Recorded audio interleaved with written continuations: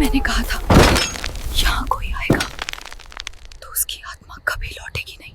आपने कभी सोचा है, रात के सन्नाटे में अगर आप अकेले किसी पुराने कब्रिस्तान से गुजरें तो क्या होगा? कहते हैं कब्रिस्तान सिर्फ मुर्दों का घर नहीं होता, वहां भटकती आत्माएं भी होती हैं जो चैन से सो नहीं पाती। आज हम आपको सुनाने जा रहे हैं एक ऐसी दहला देने वाली कहानी जिसे सुनकर आपकी रूह कांप उठेगी। ये कहानी है कब्रिस्तान के शाप की, जहां हर कदम पर मौत छुपी है और हर परछाई में एक खौफनाक चेहरा। अचानक तेज हवा की आवाज, फिर चिल्लाती हुई औरत की चीख गूंजती है। तो तैयार हो जाइए उस कब्रिस्तान में कदम रखने के लिए जहां से लौटकर कोई जिंदा नहीं आया। कब्रिस्तान का शाप एक गांव के बाहर बहुत पुराना कब्रिस्तान था। लोग कहते थे कि वहां रात के बाद किसी को भी जाना मना है। गांव के बुजुर्ग बताते थे कि उस जगह पर एक औरत की आत्मा भटकती है जिसे जिंदगी में धोखा मिला था और मरने के बाद उसने पूरे कब्रिस्तान को शाप दे दिया था। एक दिन कुछ दोस्तों ने हिम्मत दिखाई। वे आधी रात को कब्रिस्तान में घुस गए। चांद बादलों में छुपा था और हर पेड़ की परछाई किसी काले दानव जैसी लग रही थी।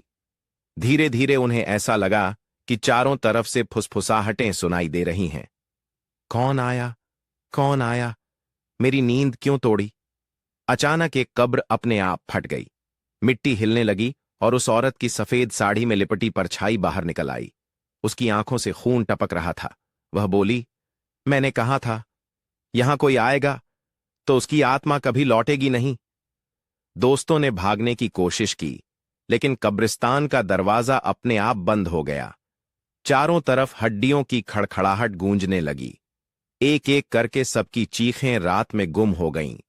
सुबह गांव के लोग जब वहां पहुंचे तो उन्हें सिर्फ टूटी कब्रें और दोस्तों के जले हुए मोबाइल मिले। कहा जाता है उनकी आत्माएं आज भी उस कब्रिस्तान में फंसी हुई हैं, और जब भी कोई रात को वहां से गुजरता है तो पीछे से आवाज आती है, रुक जाओ, अब तुम भी यहीं रहोगे। उस रात की दहशत हर किसी के चेहरे पर साफ झलक रही थी। लोग घरों से बाहर निकलना बंद कर चुके थे, लेकिन गांव का एक नौजवान आरिफ था जो नहीं मानता था कि भूत प्रेत जैसी कोई चीज होती है। उसने कहा, ये सब डराने की बातें हैं, मैं जाकर देखूंगा और सच सबके सामने लाऊंगा। बुजुर्गों ने उसे रोका, मत जा बेटे, उस औरत की आत्मा अपवित्र है, वहां जाने वाला कभी लौटकर नहीं आता। लेकिन आरिफ नहीं माना। रात को वह हाथ में टॉर्च और ताबीज लेकर कब्रिस्तान पहुंच गया। अंदर कदम रखते ही ठंडी हवाओं का झोंका आया। कुत्ते अचानक भौंकने लगे और दूर से उल्लू की आवाज गूंजने लगी। आरिफ जैसे जैसे अंदर गया, उसे दोस्तों के अधजले कपड़े और टूटी हड्डियां नजर आईं। उसका दिल जोर जोर से धड़कने लगा। तभी अचानक हवा बंद हो गई और चारों तरफ सन्नाटा छा गया। धीरे धीरे जमीन से धुंध उठी और वही औरत सामने आ गई। उसके बाल बिखरे थे, आंखें लाल थीं और उसके होठों से सड़ा हुआ खून टपक रहा था। वह आरिफ की तरफ देखते हुए बोली, तुम्हें भी मौत चाहिए? यहां से कोई भी नहीं निकल सकता। आरिफ कांपते हुए बोला, तू कौन है? तेरा बदला किससे है? औरत ने चीखते हुए कहा, मेरा नाम जरीना है।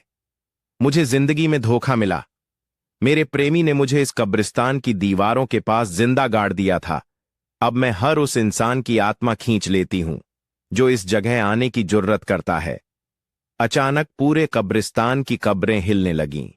कंकाल बाहर निकलने लगे और आरिफ को घेर लिया। उनकी खाली आंखों से आग निकल रही थी। आरिफ ने डरते डरते अपने गले में लटका ताबीज उठाया और जोर से कुरान की आयतें पढ़ने लगा। तभी सब कुछ हिलने लगा। जरीना चीख उठी और उसकी आत्मा धुंध में बदलकर गायब होने लगी। लेकिन जैसे ही आरिफ ने सोचा कि वह बच गया, उसके पीछे से किसी ने उसके कंधे पर हाथ रखा। वह मुड़कर देखा तो वहीं दोस्त खड़े थे, मगर अब उनकी आंखें इंसानों जैसी नहीं बल्कि लाल जलती हुई थीं, और सब एक साथ बोले, अब तुम भी हमारे साथ। उस रात का खौफ मिटा नहीं पाई। लोग अब भी अपने घरों के दरवाजे बंद किए हुए थे। किसी को खबर नहीं थी कि आरिफ लौटा भी है या नहीं, लेकिन सच यह था कि आरिफ लौटा था, मगर पहले जैसा नहीं। रात भर की दहशत उसके चेहरे पर साफ झलक रही थी। उसने किसी से एक शब्द तक नहीं कहा, बस चुपचाप अपने कमरे में जाकर दरवाजा बंद कर लिया।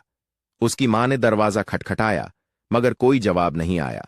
अंदर से कभी कभी धीमी फुसफुसाहट और अजीब सी कराहने की आवाज आती थी। गांव वाले कहने लगे, वो अब वही आरिफ नहीं रहा, जरीना की आत्मा उस पर सवार हो चुकी है। उसी रात गांव के कुछ लोग साहस करके उसके कमरे के पास गए। जैसे ही उन्होंने खिड़की से झांका, उनकी रूह कांप गई।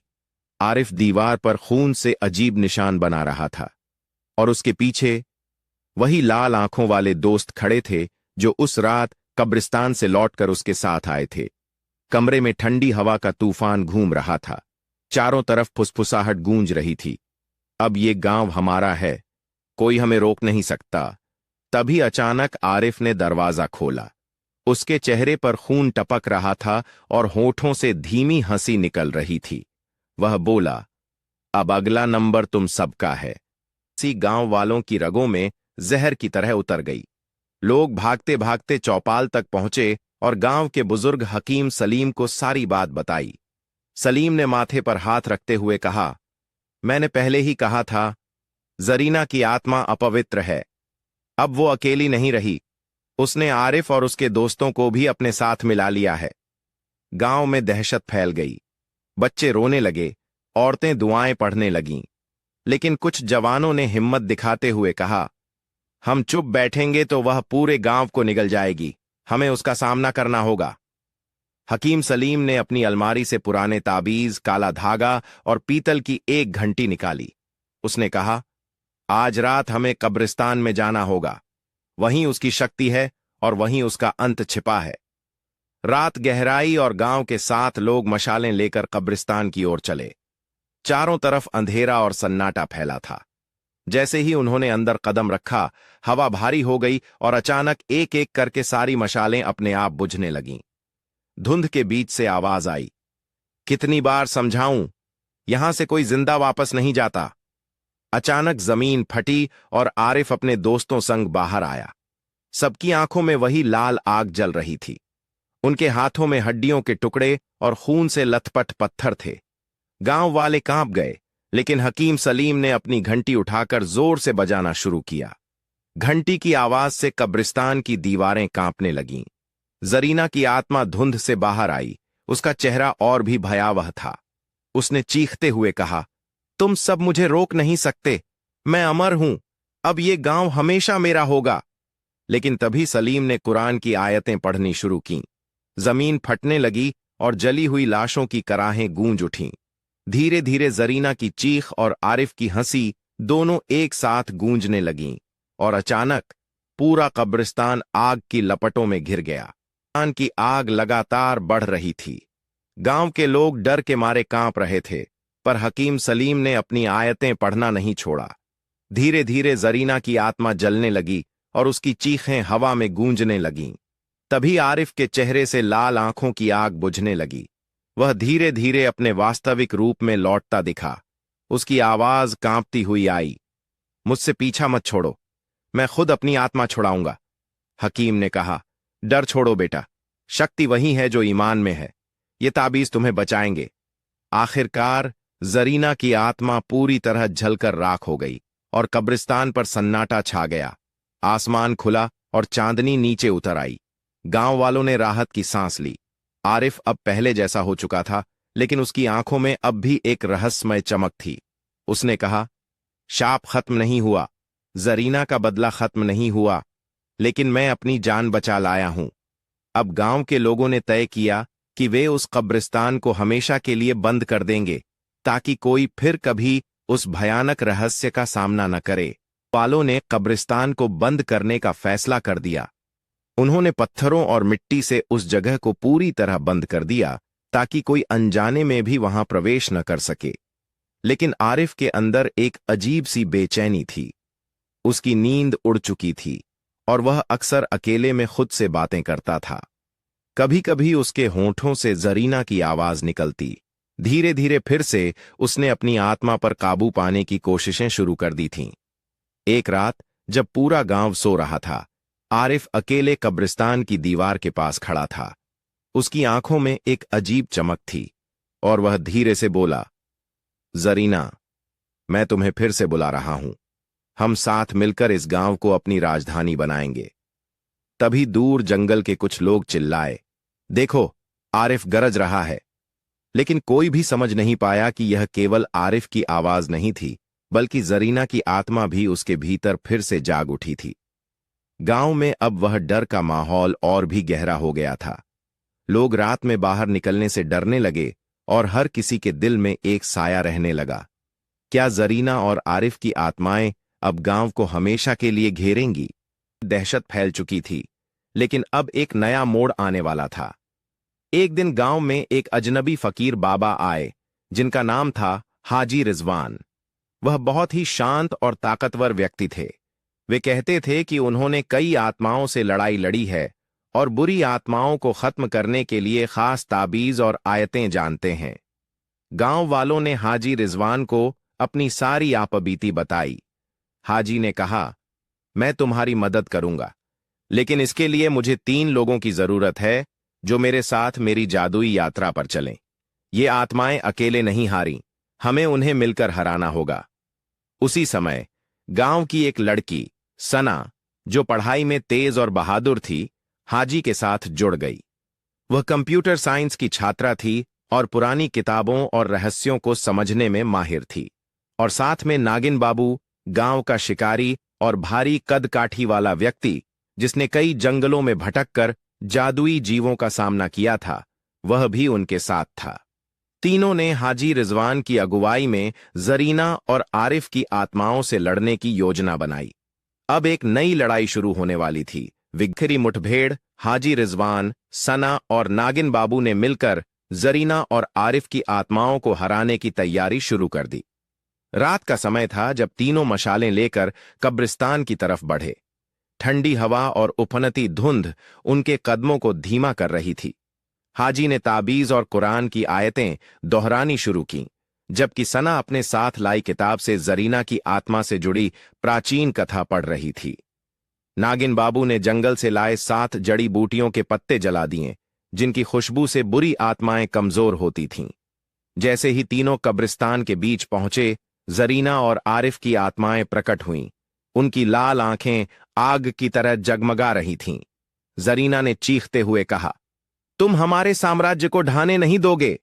लेकिन हाजी ने अपनी ताबीज उठाई और कहा, तुम्हारी आत्माएं अब यहां नहीं रहेंगी, हमारी शक्ति और आस्था तुम्हें मिटा देगी।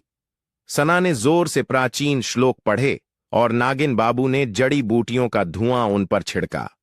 धीरे धीरे जरीना की आत्मा चीखती हुई धुंध में बदलने लगी।